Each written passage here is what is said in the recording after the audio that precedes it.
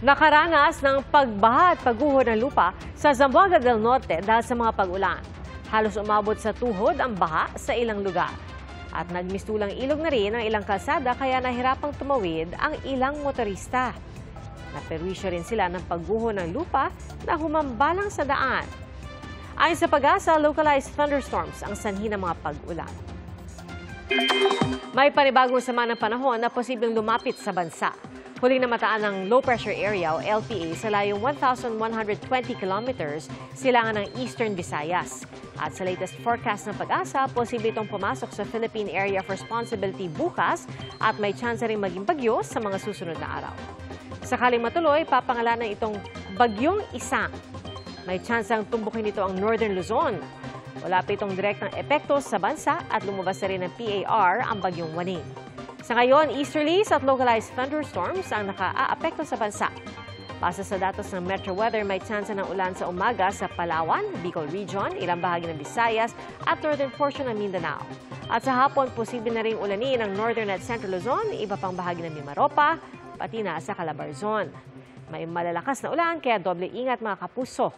Mataas rin ang tsansa ng ulan sa halos buong Visayas at halos buong Mindanao. Maalinsang naman sa Metro Manila pero posible pa rin ang thunderstorms sa ilang bahagi lalo na sa hapon o gabi.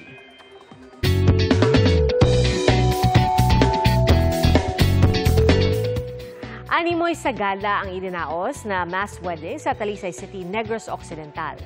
Nag-convert kasi ang iba't ibang forma ng bridal car na may sari-sari ring kulay at disenyo.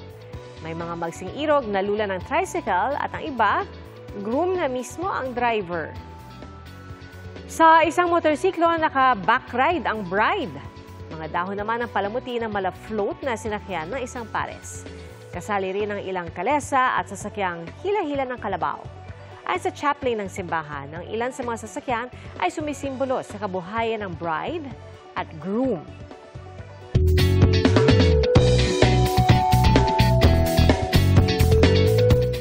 Viral online ang mga nakatutuwang video ng isang OFW sa New Zealand na nakikipag-chow-chowan sa mga alaga niyang baka o cow. Ang OFW na si Riri may pa-quick mooting with them. After yung gatasan, lahat kayo magstay muna kayo sa barn. After ng milking, i-release na kayo sa pada. It's not a good excuse. Sa sobrang close na ata ni Riri sa kanila, ba? Mukhang nagkakaintindihan na sila. At hindi lang sila pala cow parade setup, palaban din sila sa choir. Kasama syempre ang kanilang conductor. At maging ang mga cow pit bahay, hindi rin nakaligtas. Gentle, kind at matalino raw ang mga baka.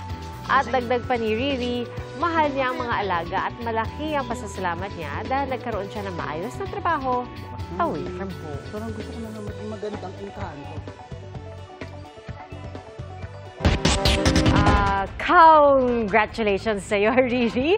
At sana ma-enjoy mo ang iyong pakikipag-usap at pakikipag-mooting dyan sa New Zealand. At mga kapuso, salamat po sa inyong pagsaksi.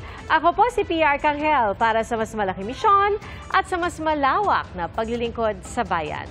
Mula sa GMA Integrated News, ang News Authority ng Filipino.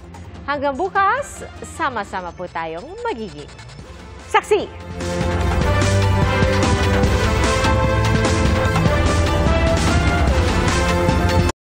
Mga kapuso, maging una sa saksi. Mag-subscribe sa GMA Integrated News sa YouTube para sa iba't ibang balita.